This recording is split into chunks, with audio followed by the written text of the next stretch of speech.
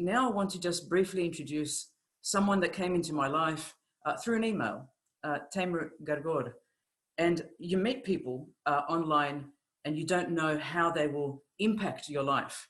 I went on gut instinct, a very beautiful message. Hello, would you like to be on my podcast? To which I responded, sure, what's it on? And Tamer explained, but he didn't really say much.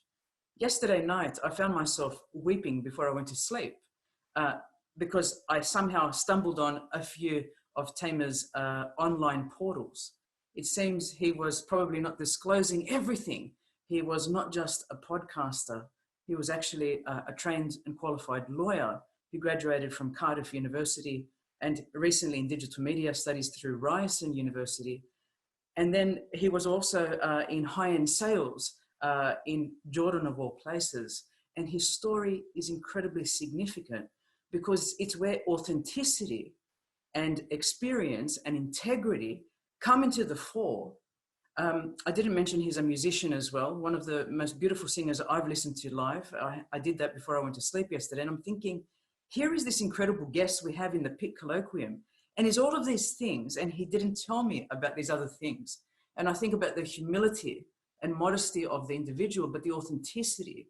And now I understand, Tamer Gargour, why it was I was so touched by the 3 episodes Traveling While Arab, because the podcast is not just your experience and academic studies in your master's degree at Ryerson. It's the holistic Tamer Gargour who's gone through this incredible life experience that I want you to talk to us about today. So if you'd like to share your screen, the floor is over to you, my friend. Katina, thank you so much for allowing me to come and talk today.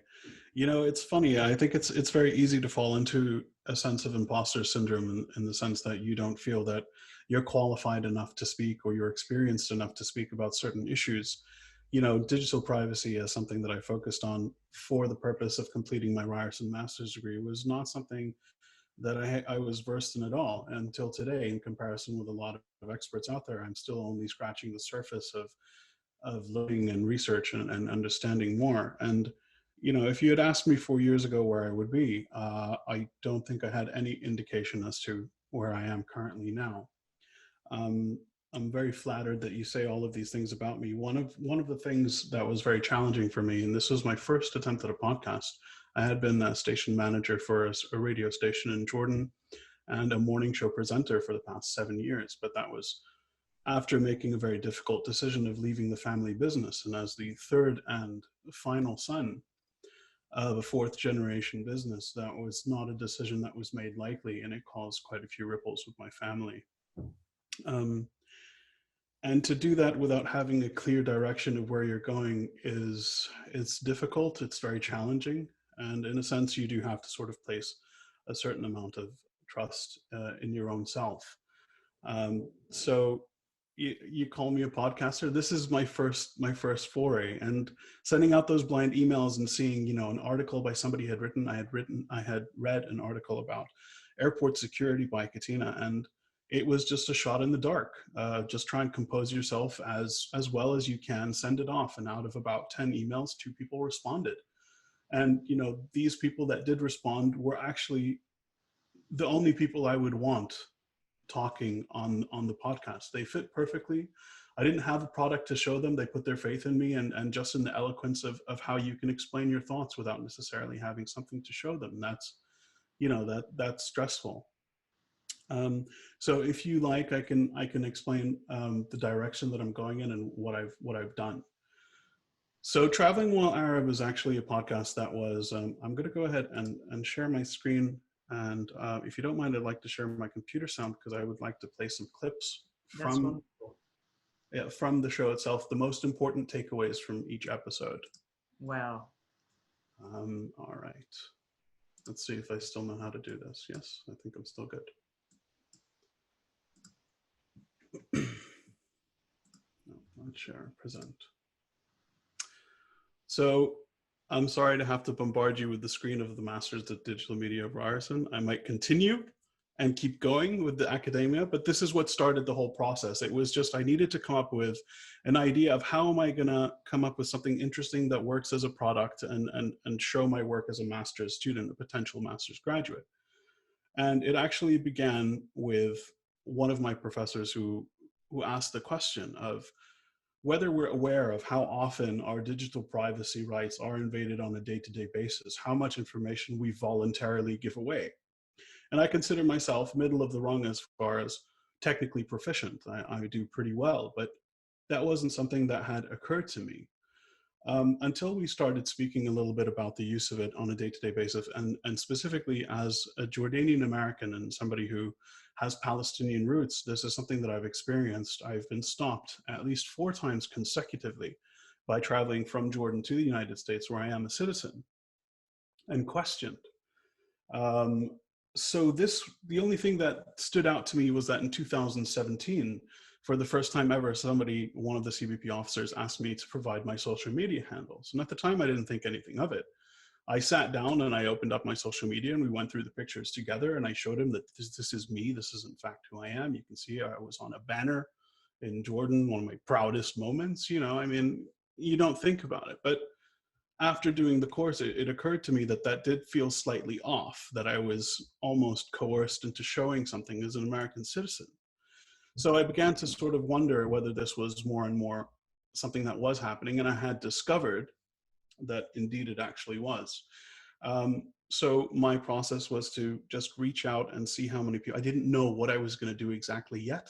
That came together very slowly. So I won't go into the details about why I chose a podcast, other than the fact that it's a booming industry. It's very difficult to get your foot in the door, extremely niche.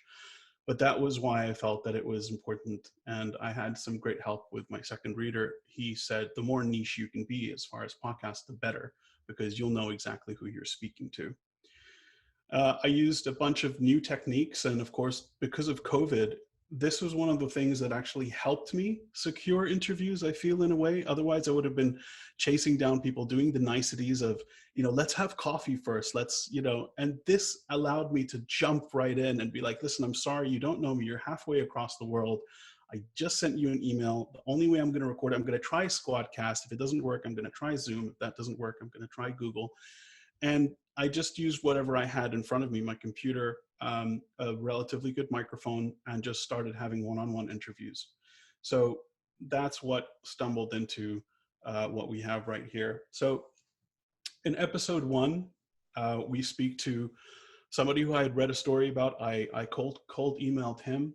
He's a Jordanian student that was refused entry, even though he had a valid 5-year visa, to the United States as a graduation present.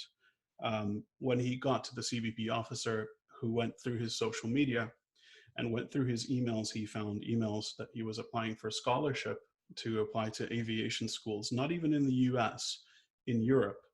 And he made an assumption and a discriminatory statement that he shouldn't have said. He said, basically, isn't it something that you Arabs do? You come to the United States with a plan to marry somebody and inherit the citizenship. So that assumption in itself was something that automatically my reaction would be, well, he needs legal counsel. He needs somebody to defend him, because a stereotype was made about a whole group of people and applied upon one person.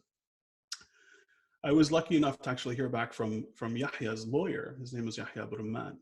And again, this was another person I didn't expect to hear from, but after a month of reaching out, she responded, and she very gracefully featured on the episode. And she told me flat out, CBP have somewhat constitutional rights, but they fall outside of the boundaries. It's almost like a no man's land of, you haven't technically stepped into the country yet. So they have much more wide varieties of powers that they can use. And the thing is, as a non-legal status visitor, you have zero recourse. You cannot complain as to why they did it. You cannot say that it was incorrectly done or you were discriminated against. It is absolute power for them to make. This actually followed this caused me to look into the pre and post data gathering methods after 9/11. And there was a lot of changes that opened up the floodgates to somewhat morally gray areas of data gathering as we as we see them today. With that being said, I'd like to play a small clip for you, if possible. If I can get it to play, there you go. Before the harrowing events that shook the United States on September 11th and changed worldwide travel as we know it, applying for a visa to the United States was a fairly painless experience. The main concern of a visa screening was to determine if an individual was going to overstay their welcome, not terrorist vetting. If your name wasn't one of a handful of names that popped up on the state terrorism database tip-off, chances are you were good to go. The predecessor to the Department of Homeland Security, the Immigration and Naturalization Services, were limited to an average of 45 seconds of interview to determine the eligibility of an interviewee. These agencies just assumed that counterterrorism was the domain of the FBI or CIA. Furthermore, the collection of biometric data was only mandated upon people denied entry at the border, unlike the vigorous data collection routines they practice today. Since most everything was on paper, they couldn't even access a person's photograph at a moment's notice. 9/11 changed everything. The immediate aftermath of the chaos ensured the total reformation of data collection and vetting standards. Visa applications now demanded in-person interviews. The creation of the National Counterterrorism Center ensured cross-department information sharing and funneled information into a new standard named the Terrorist Screening Database. On September 11th, tip-off contained 60,000 names. As of 2016, the TSDB now contained 1 million. There now exists the implementation of the Consular Lookout and Support System, CLASS, an online database that includes more than 35 million people whom have been denied visas, criminal records, and other disparaging information, social media included. In 2010, the Department of Homeland Security agreed to collectively share the biometric data of any visa applications within the US, Canada, Australia, New Zealand, and the United Kingdom, nefariously known as the Five Eye Nations. The fact that Yahya had previously successfully filed for a US visa meant that he had already jumped through the hoops to verify who he was. He was just turned back upon arrival. So I didn't know any of this before I started my research. Katina was one of the people that helped point me in the right direction, and it was a huge part of my process. But basically, it showed me just how much had changed. Episode 2 talks about how somebody like me, who's a dual nationality citizen, who's an American citizen, but also a Jordanian, is not off the hook just because you are an American citizen. As you've seen myself, I can testify that I have been stopped 4 times. And here we speak with Mohammed Nasser, who is a good family friend, but also a very successful UAE businessman who was naturalized into the American citizenship. And we also focus in this episode about the balance of who do you prefer your information be gathered by? Is it private corporations versus government? And this is one of the areas where Katina was featured. I don't want to spend too much time on this depending on time. Katina, are we okay? Should I continue as is? Look, we're enthralled. Tamer, please continue. Sure. Okay, so this is one of the highlights of episode 2. What happens when we use digital technologies is that every click is registered. Every path route that we follow through our website is registered. The way we browse on what types of products is very much linked back to your IP address. Additionally, even the way we play games.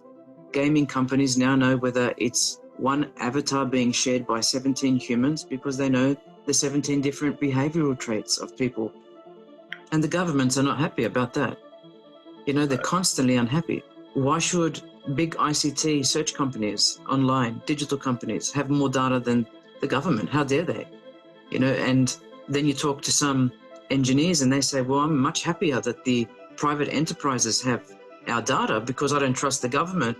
And anyway, the private enterprises will never have total visibility because they only have a fraction of the subscriber base. So that's actually better for me as a person. That's the argument. But increasingly we have companies like Facebook, 2.2 billion accounts. That's a third of the world. That's companies that are bigger than countries. So again, the magnitude of it becomes clear the more we go down this line, and how much information we're voluntarily giving away. Finally, episode 3, it turns more inwards towards and more philosophical towards the question of what is freedom of expression.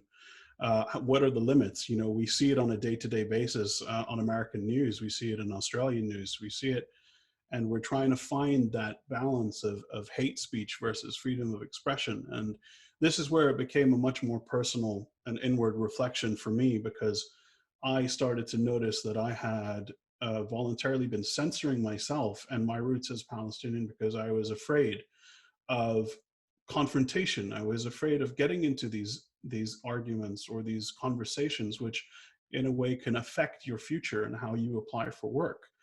So this became a very, very important question. And this is actually, it's encouraged me to continue down this route on a personal level, because it's something that I never noticed before. What we're posting online and what we don't post has become very, very indicative of what we are afraid might happen as a consequence. So here in this, that's the main topic of episode 3. So it takes a much wider berth, but it's also a lot more personal. I think a lot of people can relate to this to a certain extent. Reem Badi is a University of Windsor Guthrie Award-winning social activist and professor, and this was what she had to say.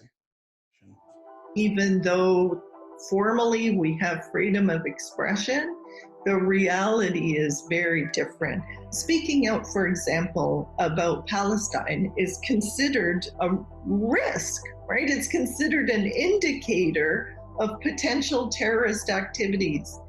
And so people think about, the ways in which just expressing an opinion, and not even an objectionable opinion, just expressing an opinion about Palestinian rights or about Canadian policy on Palestine, they are in fact taking a risk. And the only question is, what's the magnitude of that risk? Is it a risk that's going to put them on some sort of flagged list by CSIS, or is it going to be a risk where they're just not going to be considered for a position or a job if they have aspirations to become a policy advisor, for example? So this is where I've gotten so far. It started off as something that I needed to fulfill the requirements of my master's degree, but it has now turned into something which I believe has a very important message. I'm currently working on gathering momentum. I'm continuing it from a cultural point of view. So I'm looking towards ultimately speaking about Islamophobia. I want to discuss culture shock of Arabs who do have to move. This pressure to assimilate, I've seen it often time and again.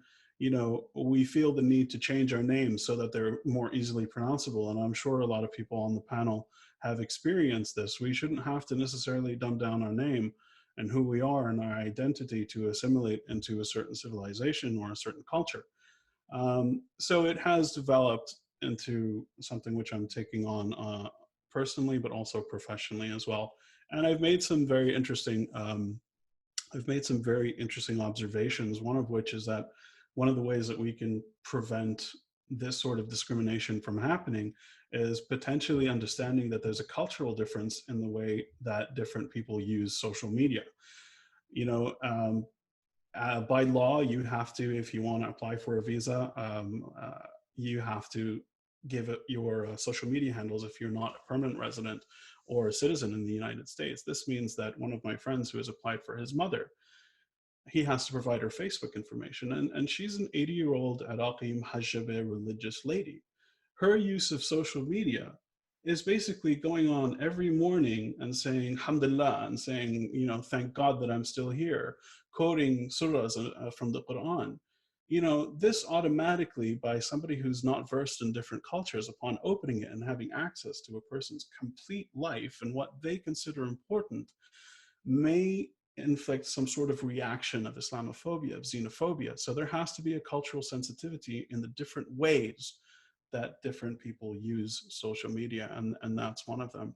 Another interesting aspect is that I boosted a post looking for people to share their stories of the Iraqi market on Instagram. I noticed that 98% of them had anonymous handles. There was no way to discover exactly who they were. But there's a reason for this. The reason for this is that they are persecuted in their own countries, whether it's because they consider that because they they are part of the LGBTQI plus community, or whether they are a-religious, or for whatever reason, they don't feel safe providing true information. Nobody has their original faces on any of their posts. They post things that they find interesting, but it's very difficult to find out exactly who they are. So with that being said, that concludes my research so far. And this has all been done, and this direction has all been taken over the past 6 months. I've learned so much from each of the people that I've spoken to. And, you know, Katina being one of the most important people that I have spoken to, who's really helped my research. So thank you so much. I would just like to say that if you do want to listen to it, you can find it on any podcast. It is Traveling While Arab. And of course, I've used the 2 L's like the Queen's English should. That was something I got into a little bit of, yeah, people are like, I can't find it. I'm like, yeah, well, you're not spelling it correctly. You know, it's as simple as that. So thank you so much. If you have any questions, please let me know. Yeah, we are so grateful for your presentation, for your presence today. I do want to go to questions. I know there's going to be many. We've got time. Who would like to begin? You can also use the chat function if you are unable to show your face or to talk. Thank you, Shalom. Very inspiring. Thank you, Shalom. Appreciate it. I'm going to start off while other people are thinking about their questions. I want to know about everything, the sound and the images in the background, while I share the screen of the actual website. So keep going, Tamer, in response to what I've said. And you know, I was fortunate enough that I have, you know, as a musician, I'm not trained musician, so I can't read notes. I don't necessarily know if it's a G minor 7th or whatnot, but I do know that something strikes me. So as I was listening through, and I was thinking of writing my own music for it, but I didn't think that would provide the same sense, the scale of professionality. So I splurged for a licensed music database. And it just kind of spoke to me. I didn't know how the structure was going to be until I started speaking to people. So I think from an academic point of view, this is something that I learned as I went along. You have a personal story that somebody can relate to. You have another person who has went through something similar, and you have an expert in the field who can help tie everything together and hopefully leave with, a lingering sense of a question that will hopefully be addressed in the future. So this all came along partly because I had the stress of completing it, but also because I got very, very lucky with the people I was speaking to, and with just a very basic background in production through radio. I knew that 17 minutes was a great amount of time to capture somebody's attention span without being too intensive. And I think it's very information heavy. So that's why I decided to make them smaller. And this way I can lump 3 episodes together and make it a 50-minute sort of documentary, and then continue with that sort of format. So it's not something I knew that I was doing, but it was growing in experience and understanding, okay, this is how it should sound. And I'm not a great podcast person. I don't know many. I'm learning as I go along. This is all very, very new. I see you have a question from Jason. yes, it's Oh, this is interesting. As someone who was once a border force operative, pre-9/11, your podcast resonates with so many levels. I am stereotypically looking for white, Western, middle-aged male who has the privilege to cross international borders for work and family reasons. And the most anxiety-inducing part of travel is approaching immigration priming line. 110%. I would love to use the podcast in my course material.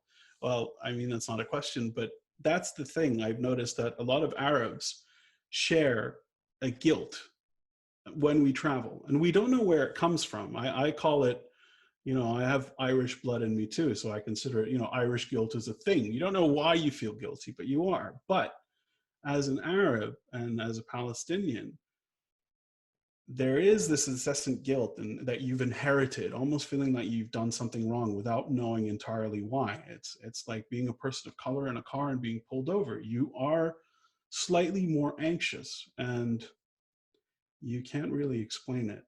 This is one of the things that I'd like to delve deeper into and get a clear answer for that. You know, why do we have to feel afraid? Why do we have to be worried? You know, encourage you to listen to all the episodes, but episode 3 talks about a very dear friend now, one of the people I reached out to. You know, he's an Iraqi blogger who fled his own country for fear of persecution by the electronic militia and the militias in Iraq.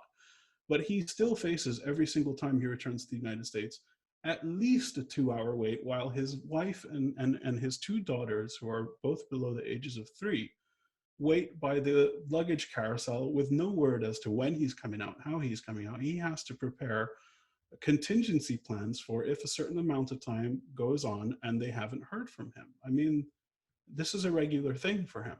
And he's the most caring, loving, just very giving person I've ever met. I haven't even met him and we've become extremely close friends. So, you know, it's upsetting. And Tamer, the I've image. Go ahead, please. yeah, hi, Tamer. Thank you so much. First and foremost, Thank you, you're telling the story of a lot of people are going through it. I mean, that's obviously, you know, obviously in the podcast, the anxiety specifically, the am I gonna get on board? Will I be taken out of the plane? Then there's the interview before you enter the plane, the interview after you, you know, the departure. So there's this constant fear, right? So I think, you know, thank you for sharing that story. Then there are these stakeholders that have some kind of role in this all. I mean, what we saw after the Arab it was maybe during the Arab Spring, where Twitter suddenly started to demand to have your identity being checked, right? So that was one of the demands. And a lot of people said, well, you know, the strength was our anonymity. And and they use that as a way to organize through that anonymity. Do you see a role of social media companies at this point, in this point as well? Like, there's this, yes, they want us not to be anonymous, and at the same time, they're taking their hands off. So, well, you know what? We have done what we had to do. So do you see any role in there as well? You know, as much as we hate to admit it, and as much power as we give social media companies, I've learned that they now have a very strong responsibility in helping us carve out the precise limits of freedom of expression and what is hate speech and what is discrimination. You know, I believe in an ideal world, nobody should necessarily have to be anonymous. But the fact of the matter is, like we say, if you have objectionable opinions, you are going to be targeted for that. You are either going to be banned or you're going to be suspended. And we still don't know. And this is why some of the work, I'm so sorry, Katina, of the last company, is it Nathan's company? Yes, Greater Than Learning, which we're going to hear about in about half an hour. This was so interesting for me, and this is something that I want to watch because, you know, a lot of social media companies now have laxed, they've forced themselves to reduce the legalese jargon that is intentionally made to be extremely disorientating for the average reader. And we already know that 98% of people don't go through those, but I think social media now has an extreme role in helping us define as cultures what's acceptable statements and what's hate speech. As far as anonymity is concerned, you know, it's a tough one. It's like you say, Twitter was used as a tool in the Arab Revolution.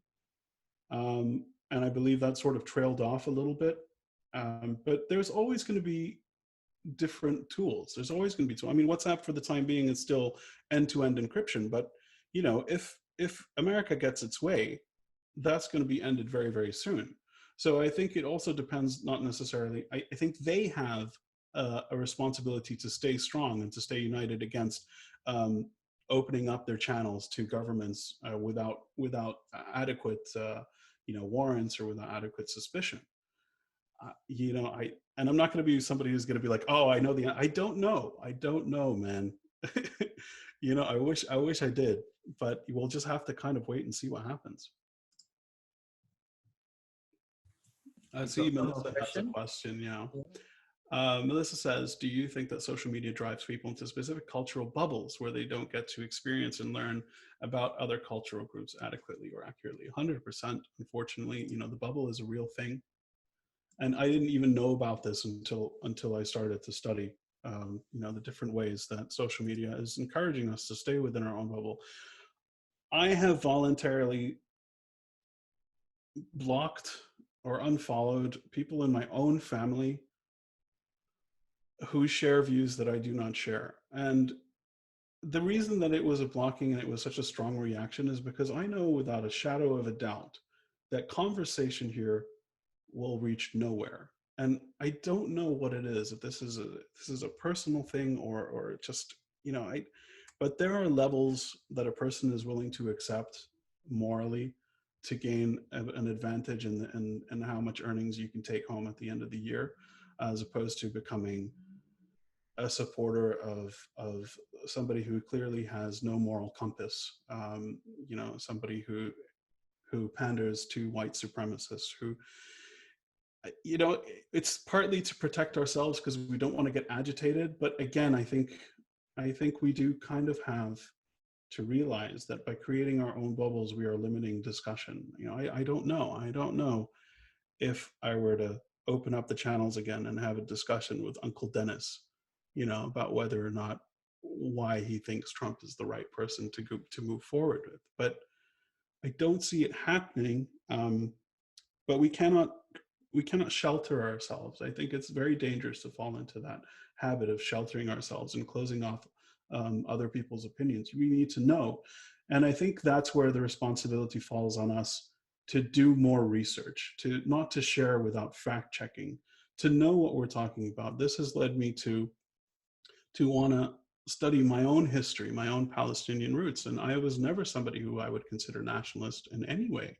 In fact, I was very anti-romantic. I was very sort of, look, the situation is the way it is, and what difference is one person going to make? But the fact of the matter is, if I don't do my own research about my own family and my own history, the fact of the matter is, within 50 to 100 years, that may die with me.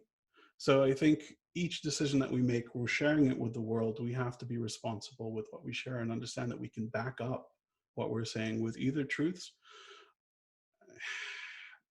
I love it. But this is it. You know, this is the philosophical question that keeps on going. Where we are today, to a certain extent, we didn't have to have these questions. We didn't ask these questions. So I think it's evolving every day. It's evolving, and you know, I'm happy to be thrust into it without any preparation and just kind of, okay, well, let's see what happens from here. Tamer, we have our first keynote from the series online. I don't want to catch her off guard. It's from the lead of Pivot for Humanity. It's Jumana Abu Ghazela, who may have some comments. I don't want to put her on the spot. It may not be the right time, but if you do, Jumana, please jump in. I also want to ask you, as a final question, if Jumana, it's not the right time for her to share, is where to from here, Tamer? Did you perhaps have in your mind that you would finish your degree and then go into podcasting? Are you interested in maintaining that radio station manager role and progressing? Where are you visualizing yourself? I think a lot of people here probably feel the same way. The last 5 to 6 months have been extremely challenging on a personal level. But we've also, I think, seen collectively as people, whether it's in North America or in Europe or in Asia, there are civil rights issues and atrocities that need to be addressed. And I think if each person can redirect some of their effort. I mean, for me, like I said, I was never political. Seriously, up until 6 months ago, I would have never said half of the things that I've said. But the fact of the matter is, I've learned so much about myself personally. I've had to challenge a lot of my initial beliefs. And now we see it is the time to use any platform or any privilege that we have for good. I should not shy away from disagreeing with somebody if I have a valid view. You know, from here on out, I think a lot of my focus, 90% of my focus, is continuing the story that is Traveling While Arab.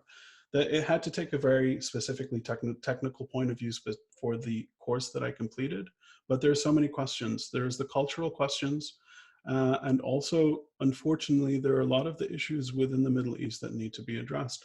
a lot of the times I don't want to talk about the cybercrimes law in Jordan, which is absolutely haphazard in the sense that they have not clarified what spreadings of rumor constitutes, what hate speech constitutes. So technically they can come into anyone's house and be like, listen, you posted a post that we don't agree with, you're coming with us.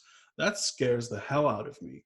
As a Jordanian, if I go back without the checks and balances, this really scares me. But if I don't use the platform that has been provided me to try and speak up and to try to get some sort of conversation going, then I would have wasted an opportunity. So I think it's become a much more personal mission. Whether it makes money, that would be great. But ultimately, whether it makes change is the higher currency value at this point. Katina, would you allow me a question? Yes, please go ahead. So, hi, Tamer, my name is Sadio. First thing, Mabruk. Really, Thank you. Really enjoyed. I joke that I had the privilege of traveling on different passports, from Brazilian to Italian to New Zealander, and that allowed me to, sometimes have to correct officers that, Brazil doesn't produce cocaine, they just distribute. It's a different part of the value chain. And I fully understand and I sympathize with how you're treated depending on the document that you carry and the differences that it makes on access and so forth. Right. So what is interesting is the ability to experience the two sides. Yeah. One side, you're looking as a traveler, the other side, when you get into a country. One of the things that I look is the use of the technology and how that use of technology, a lot of times it resonates and kind of mirrors some of the social institutions that you see in each country. So I'd like to, if you have some thoughts about how do you feel, if you had the ability to travel to different countries, and how do your experiences actually show a certain reflection on the processes and the adaptation of technology and vice versa, and how the technology created that interaction with society and so forth, that you saw the clear differences, how you're treated when you arrive in, let's say, in New Zealand or you arrive in the US, very different worlds in terms of border control, etc. So I'd like to and I appreciate your thoughts on that. Thank you. Shukran. Well, have fun. First of all, let's not beat around the bush. I'm surprised I get stopped because I'm extremely white passing. It could be the beard that gives me away and it could be the name. But a lot of the times, I'm not surprised anymore. They already have enough information that they could write a book with. But for example, this only ever happens to me in the United States. This has never happened to me in Europe. And I believe it just goes to, the European Union has had a long time to sort of correct a lot of wrongs. And I believe that even then, they've taken the steps towards limiting infractions of digital privacy. That shows what they stand for as a group of countries. And I've never been ever spoken to, aggressively. So I don't know how to answer that from a technological point of view, but I think it has to do a lot with the legislations that they've produced as a country. When we see the amount of things that have been cut funded and cut from the legislation that has just been canceled, in Northern America as we speak today, it shows you which direction that culture is heading. So I really think that, technology, like always, it's a tool. It depends on how we use it, as opposed to, where we're heading as people and as countries. I don't know if that answers your question, but I think that's the best. No, but I appreciated the sharing of your experience exactly that. In my view, I would say that it is a two-way street of an interaction, that then you see the replication or driven by the capability of technology or the technology or the society pushing that or whoever is in government, etc. So good. Yeah. Fantastic. Thank you. You're welcome. Thank you very much. Tamer, we have a comment from Mohammed Ibrahim. Yeah. Can you see that? Yeah. He said, "Good day from Melbourne." I can't do the Australian, so I apologize. Having traveled around the world 4 times in 2019, well done. I can understand what you've experienced. I have so many S notes on my passport cover, selected for special security screening. That's right. But this is not really limited to the US anymore. No, no, it's not. You know, I personally haven't had any bad experiences, but I've only recently been traveling to the United States. Canada was my last stop, and that was about a year ago. And in Canada, even as an American citizen, I was, you know, they put you in that room and you have a little boy with you who's 1 year old, who doesn't understand why he's been on a plane for 16 hours. You just want to cross the border, but you have to go to a room where we wait for them to call out your name. And Lord forbid that you ask somebody how long it's going to be or how long it's going to take. And I remember I heard one of the officers say something and I didn't understand. I thought maybe he was calling out my last name. I said, "I'm sorry, sir. Did you say my name?" He said, "Am I talking to you?" You know, and I was just there waiting for my paperwork to be processed as an American citizen who was going to legally go into Canada for studies. I think a lot of it has to do with the person that you get and the luck that you have. But yeah, I know these aren't things that just happen in America, and I have heard stories of horrible things happening to other Arabs who have traveled within Jordan and have traveled to Iraq and have arrived at borders. I had an interview with a very good friend of mine who is Libyan and cannot go into Libya without making sure that he knows the person at the checkpoint and has a way to get through anonymously. Otherwise, he will be captured. Because he's his social media is extremely huge, and he has anti-Libyan government rhetoric, and rightfully so. So I know it's becoming a world issue, really. You know, and we see what's going on in China and Hong Kong as well. So I think with age, I've become more aware that, you know, the world doesn't stop within our house or within our country. There's a lot of things happening all around the world. All we can do is try and speak out to the people we think we can reach. I think that's a really beautiful place to finish the first sort of 45 minutes, Tamer, and just to thank you for your presence, the preparation for this talk. People often think that when you're invited to give a talk, you know, there's no sacrifice of time or there's no sacrifice of energy. It's all of the above. And I know, you know, homes go into disarray many times, trying to just get everyone together in the right place. I just thank you for, one, spending your last 6 months on this project. Second, having no fear. And if I could just encourage people to visit your open Facebook account, there are a whole bunch of images there. I actually wrote some of your memes down in my diary yesterday because I'm going to refer to them again and again and again. It's so inspiring, but there's so much to unpack in you. We can't just do it in one talk. How are you going to bring together this transdisciplinarity? I mean, when I listened to our podcast together, I thought, how come this guy knows more than me? You know, and that's his production. That's really? Yeah, No. I'm talking about the legislation, because that would have taken me 6 months to figure out, right? So I thought, wow, this podcaster, and of course podcasters and journalists are often very well-read people with depth.